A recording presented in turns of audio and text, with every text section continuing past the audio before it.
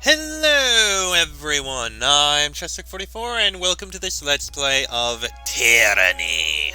Last episode, we reported back into, to Graven Ash and found out that, well, it turns out the Scarlet Chorus is attacking our spire, so we need to go and deal with that.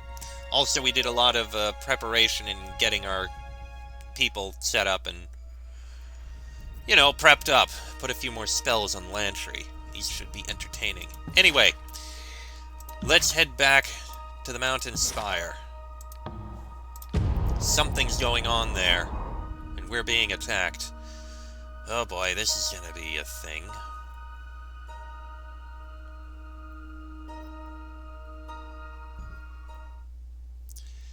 Greetings, Fatebinder. The Iron Guard salutes you with a clattering salute. Our Oathbound scouts alerted us to a chorus assault on your spire, and Lord Ash insisted we send aid at once. I've assembled a... The massive sculpture rumbles, shaking the masonry of the spire and sending her off balance. Oh dear. What the... This is new.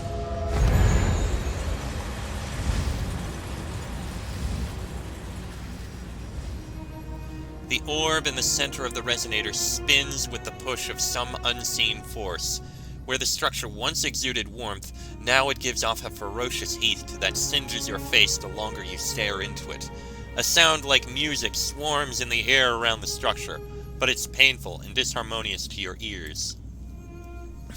Shielding himself from the heat, Lantry has to shout above the discordant music. The energies of this place are swirling about you alone. Can't you feel it? Can't you hear that damnable music? He claws at the back of his head.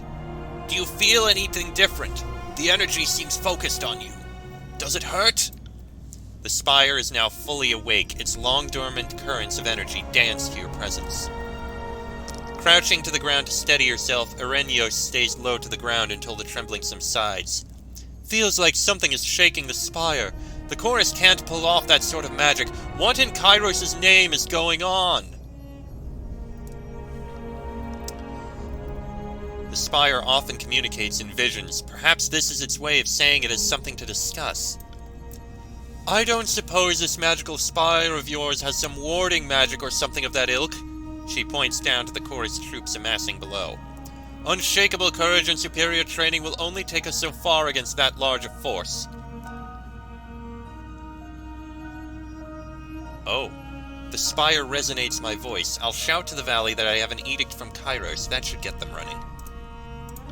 Considering the average intellect and cunning of our foe, I think such a feint would at least thin the crowd. The Resonator. Oh boy.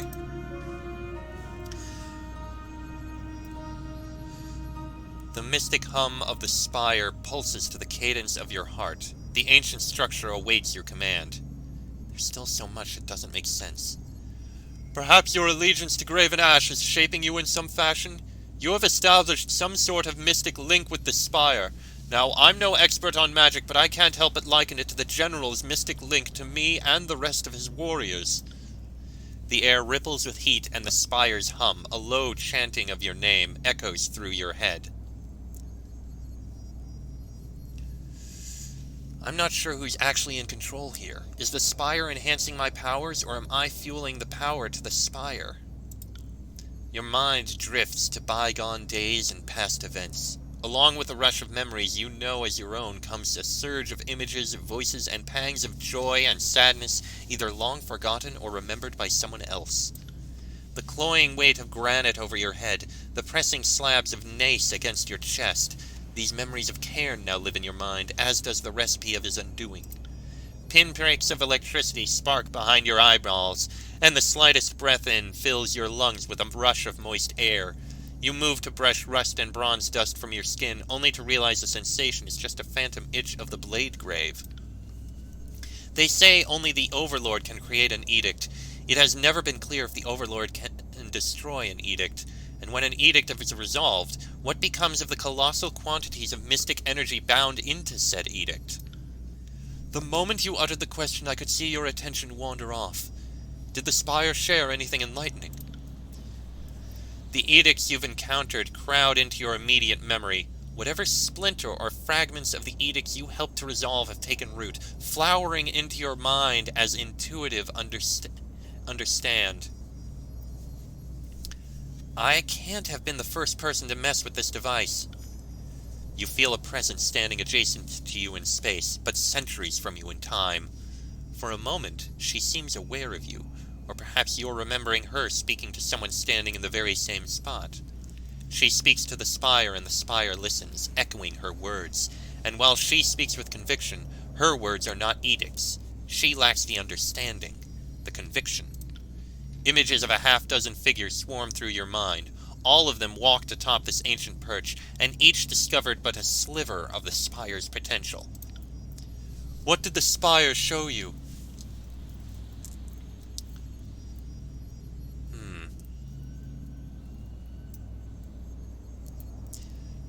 There have been visitors here before, but it seems none of them understood the spire as well as I. I'm in awe of your capacity to speak with architecture, but how does this help us here and now with an army coming at us? The air ripples with heat and the spire's hum. A low chanting of your name echoes through your head. My link to the spire is confounding. Why me? I lay claim to Ascension Hall. You hear your own voice echo in your mind. Let us be free of this edict. Your mind flashes back to the assault on Ascension Hall, to the moment you fulfilled the wording of Kairos' edict. Sensations of searing heat and chilling cold course through your body as you relive the weightless moment when the edict broke, the fateful instance when the levy vanished and the arcane currents of Kairos' magic were set free. It was in this moment that the spire's old sigil of awakening, long covered by its prior occupants, was set ablaze by the arcane tempest. The spire knows the first moment it found you, and so now you know this too, but whether the meeting was by accident or design is unknown to both of you. I can see you standing here, but your face looks like it's leagues away. What are you sensing?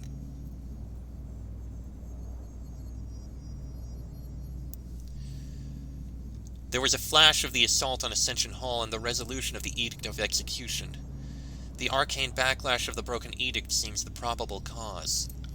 I do not pretend to understand what you're witnessing. I am just thankful the voices of Narat is not the master of this spire.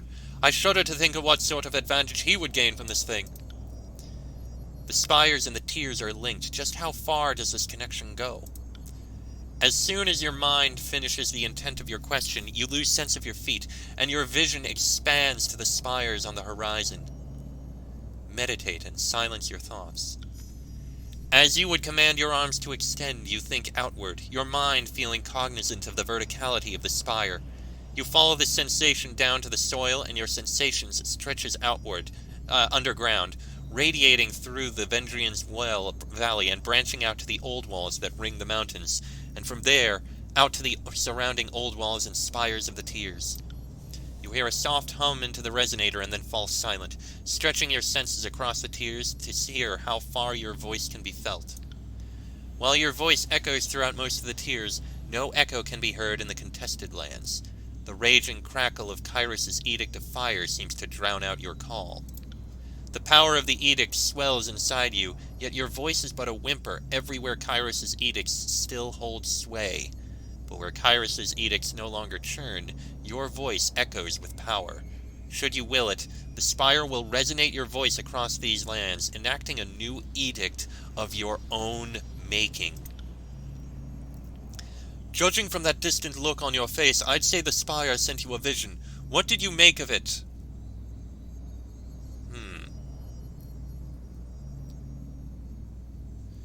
From this spire, I could reach anywhere in the tiers. Where Kairos has an edict, there is mystic interference. I'm in awe of your capacity to speak with architecture, but how does this help us here and now with an army coming at us? Touch the resonator and concentrate. What could possibly go wrong? As you touch the stone structure, your sense of the moment slows, and you feel the entirety of the tiers at your fingertips. The spire stands ready to channel your will. Select a region to view its current edict or to issue a new one. Vendrian's Well. We can issue the Edict of Stone. The Edict of Stone leeches magical energy from the sky and living creatures, storing it in the rocks below. This energy can lead to earthquakes and the slow petrification of the living. Tremors and earthquakes plague the region. Periodic rumbles and shifting cause characters to fall prone in combat. All characters have stone magic or the Edict of Storms will generate a massive storm that covers huge areas of the world. The chaotic energy unleashed will cause random damage to strike your enemies during combat. Holy shit! We have increased control lightning, less control fire, and the enemies have more shock damage taken and more control lightning and less control fire. I did not see this coming.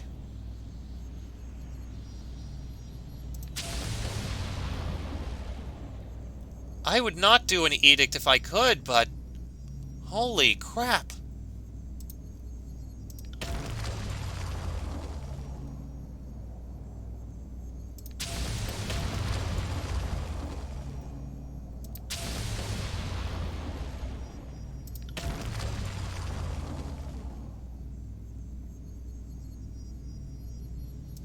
I proclaim the Edict of Stone of Storms.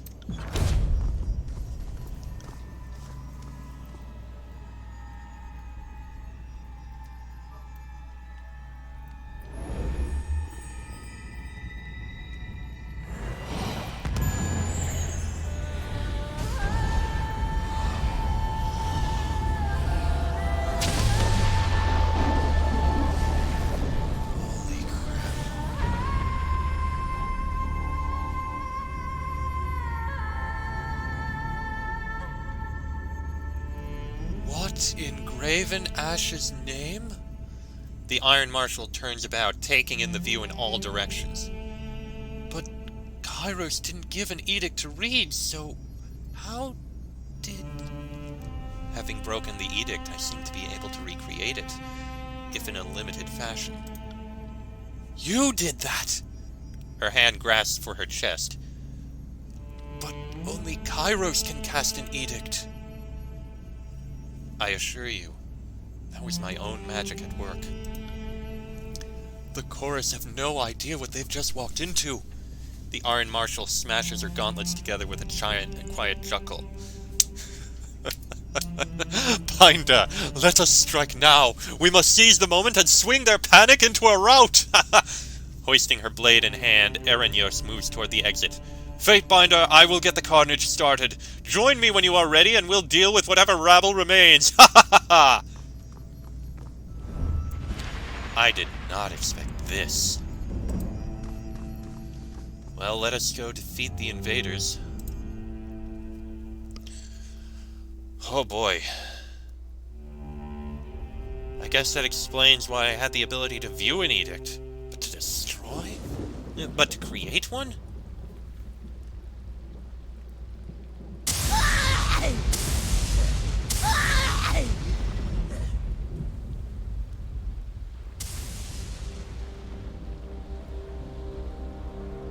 This is going to get me so much attention.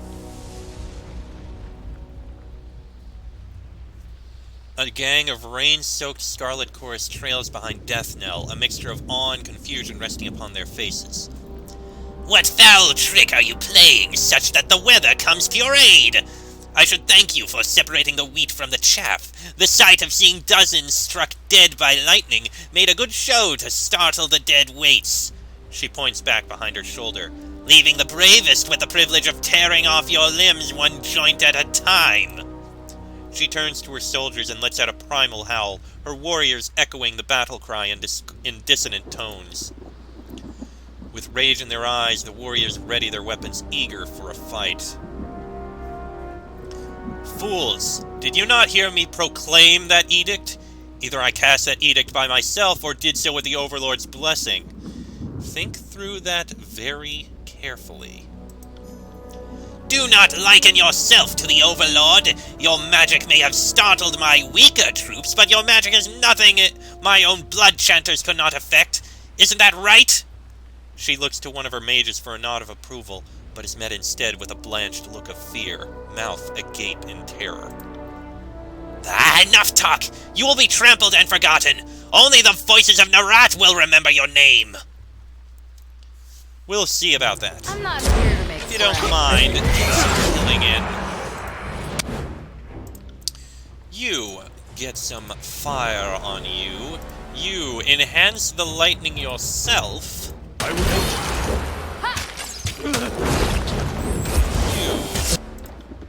You can get these two, I think.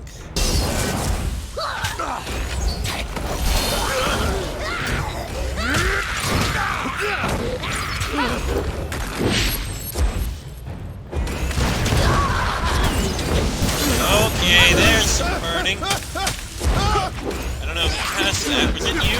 It was you. Why did you cast it there?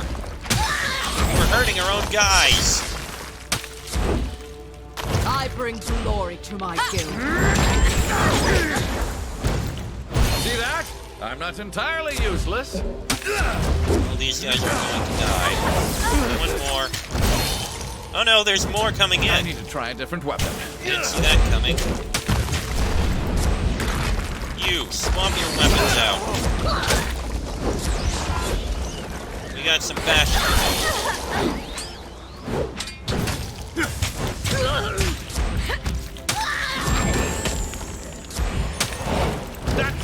And you swap your weapons back. I want you to keep your distance, because you're better at range. I think we got them all. Muffled laughter comes from under Aranyos' great helm.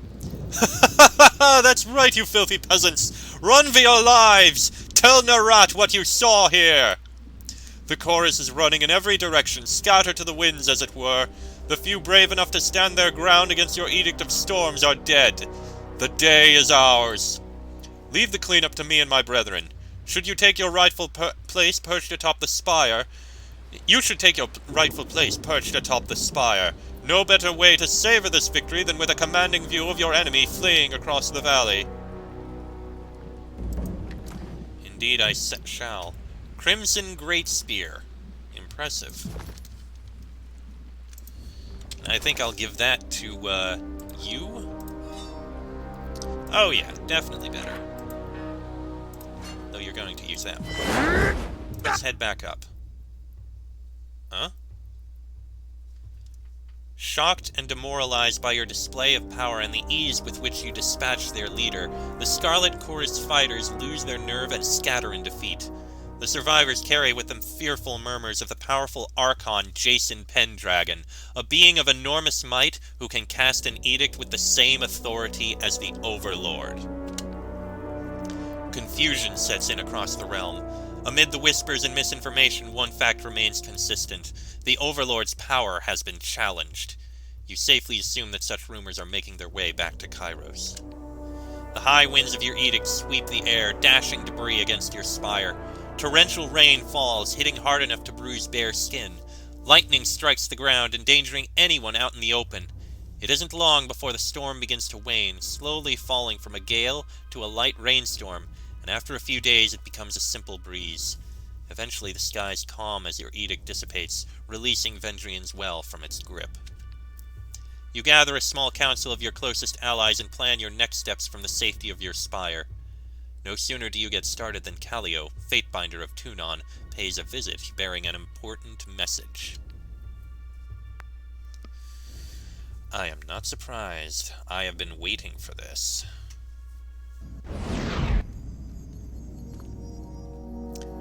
I keep hearing about this little spire you've been calling your own.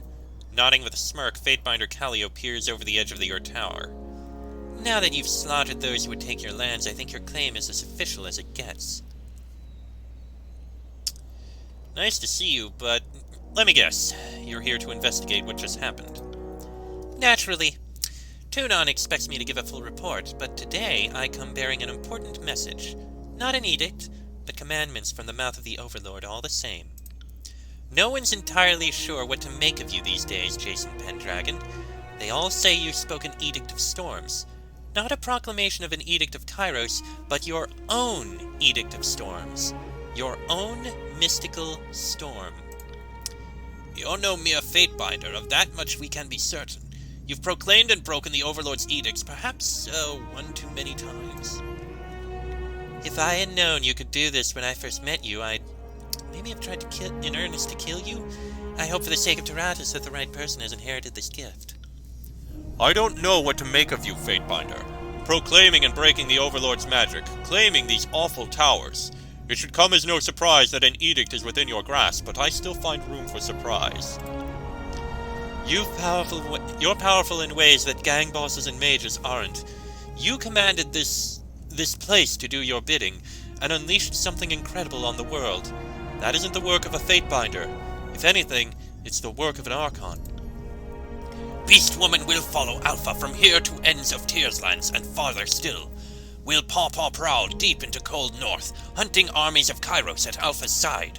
Together, Shadowhunter and Alpha will slaughter the whole of Prima's tribe.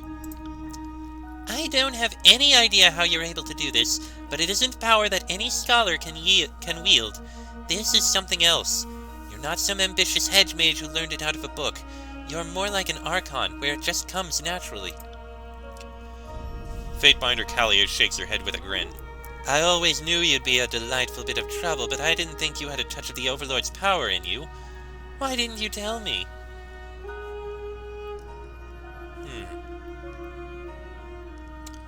Please, it seems a bit presumptuous to claim the Overlord's power. I still don't fully understand this power just yet. She chuckles, shaking her head at you with a grin. For a moment I was envious of this power of yours. Then I realized I'm not the one with "Threat to the Overlord" painted on my forehead. I come bearing orders direct from the Overlord. Callio clears her throat, her voice becoming somber and severe. Kairos has decreed 2 things. First, the Overlord has demanded that one and only one Archon is fit to rule the Tiers. To that end, the Archons are to settle through death or dominance who is the one Archon fit to inherit the Tiers. So the Overlord wants even more civil war. Oh, it gets better than that. With a smile, she tosses a small bit of metal your way, and when it's in your hand, you recognize it as a small brooch in the style of Kairos' insignia. Kairos has decreed you are the newest Archon. Fatebinder Callio bows with exaggerated flourish. So the other Archons now have orders to control or destroy you, and the other way around. Her face becomes a beaming smile. See, this is why I try to avoid getting Kairos' attention. What if we don't fight? Why not ignore this order? If you wish to loaf around on your hindquarters, have at it, but I doubt the other Archons will ignore this order. Every Archon in the Tiers has been given free rein to slay the others. None are protected by Kairos' peace. It is no longer a crime for Asher and Narat to kill you, or the other way around. Kairos knows, rightly so, that enmities new and old will drive the Archons to mutual destruction. The Overlord need only remove the pretense of peace and watch the ensuing violence. Would you have preferred another do-or-die edict? What of the court? Have you heard what Tunon and Bled and Mark think of this? As per usual, Tunon has the emotional range of Pumice, but Bled and Mark seemed almost giddy. I think the old Shadow is already putting names on his daggers. I was wondering if Bled and Mark would hear this order and promptly stab Tunon, but no, it would seem the Archon of Shadow is happy to serve Tunon. Makes sense. I've never known the old Shadow to crave that kind of power. You'll have to deal with them too, and I fear greatly for how that will turn out. I imagine Tunon is too loyal to bow to you, and Bled and Mark too proud to accept you as his better. There is no way this ends well for some of us. I have a close alliance with Graven Ash. This order will complicate things to say the least. Keep in mind, the order is that all must submit to one Archon or die, so you and Ash won't necessarily have to come to blows, but not sure how you'll convince him to bow to you. I think I'm more troubled by the sudden promotion to Archon. By definition, an Archon is someone who generates magic from themselves and doesn't channel the powers of others. Since I assume you cast that edict without reading the prepared words of Kairos, otherwise why the fuss, Archon isn't fully incorrect for what you are, but I would agree your power is far beyond the mastery of shadows or ice or talking to trees or whatever other powers Archons have shown throughout the ages. Consider for a second the greater mystery is not why you're being considered an Archon, it's why you're being allowed a chance to live. All I know is that the Overlord rarely improvises. So I'm to be the Archon of Edicts? Not exactly, just Archon for now. A bit unorthodox, but that's all the information I received. Rogalus insisted that we should call you Archon of the Tears, at least in any case where we might be overheard, since Archon of Edicts could sound like denigration of the Overlord. You realize this presents a problem for me, right? My hand just writes Fatebinder Jason Pendragon out of habit. The effort it will take to retrain myself to write Archon. Oh, not sure I have the years left in me. Why do you think would Kairos want us Archons to fight? So, does this mean I finally get to meet Kairos? Maybe get my own realm to rule? Not sure about meeting the Overlord, but I assume yes, that'll happen in good time. And while you might be jesting, this culling order comes with the implied prize of rulership of the Tears, so if you want it, fight for it. Alpha has become newest Archon. Is so revered by humans, has earned new title of strength. But I didn't ask to be an Archon. And I didn't ask to be a Fatebinder, but I make it look easy. I don't think anybody asks to be an Archon. If anything, those who try to wear the title without Kairos' blessing rarely survive to be remembered. That is true. I don't think Kairos decides who has the power to be an Archon, but Kairos is certainly selective of who gets the title. My teacher, Occulted Jade, Archon of Tides, never bowed to Kairos. Her power was her own, and she claimed the title of Archon because, well, when she was younger, the Overlord was just a distant tale, and so wearing the title didn't arouse conflict. I don't think the Overlord gives anyone power in any direct sense. If anything, I bet Kairos would rather all of us were mewling idiots devoid of magic. We'd be easier to control that way. But Kairos can give and take titles, and titles change how people see you, how they view your authority, or how big a threat they perceive you to be. And considering your promotion came along with an order for the Archons to all kill each other, it sure seems like this is part promotion, part test. If the other Archons kill you, Kairos needn't worry about whatever you're becoming. And if you're becoming something useful, Kairos seems happy to use you to kill the other Archons. Why do you think would Kairos want us Archons to fight? Because Ash and the Rat work together like water and oil, and so letting them each rule half the Tears is an excuse in bad planning? Because there's no land left to conquer after the Tears and Kairos needs fewer generals? Callio shrugs with a ruddy-faced smile. Tunan's not here, so I don't mind pointing out that Kairos isn't exactly a loving ruler, and the Archons are disposable pawns, not beloved subjects. The land has been conquered, why not dispose of the conquerors? And I would further speculate that Kairos hates all of the Archons equally, and so instead of nominating all but one for destruction, the Overlord is willing to let the strongest earn the right to exist. Thank you for delivering the message. That will be all. First step is deciding you won't bow to one of the other Archons. Callio offers a smug nod. I wish you the best of luck in your upcoming struggle. Know that when you come for Bled, Mark, and Tunan, I and the other Fatebinders won't interfere. A question me and the other Binders have been asking. Can you do this again?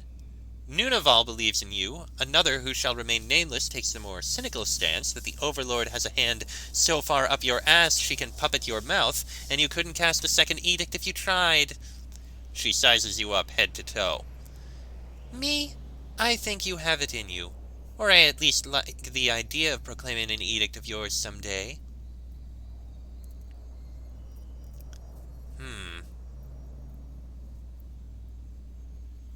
I'm certain I have it in me to cast another edict, but I'm not sure I want to play recklessly with this power.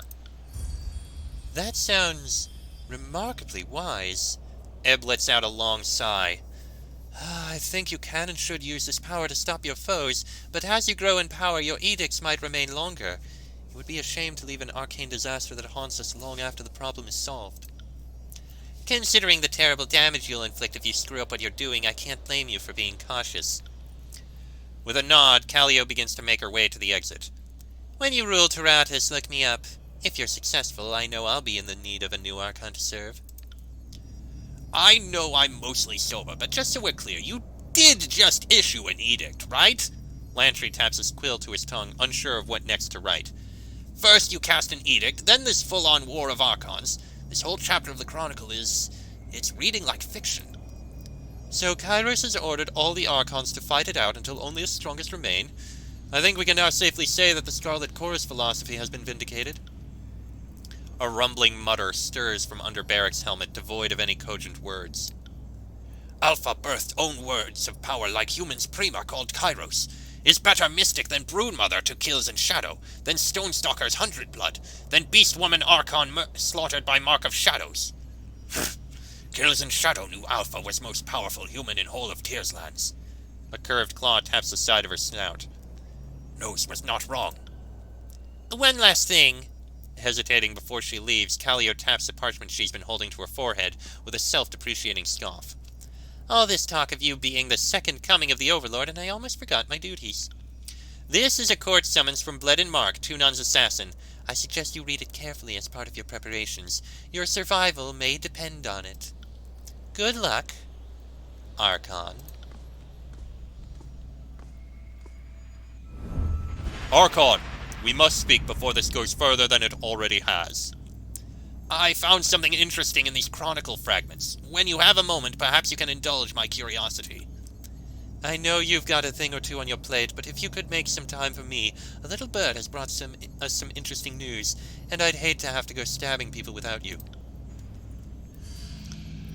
Fatebinder, Archon, the great general, has pulled his troops back to Iron Hearth.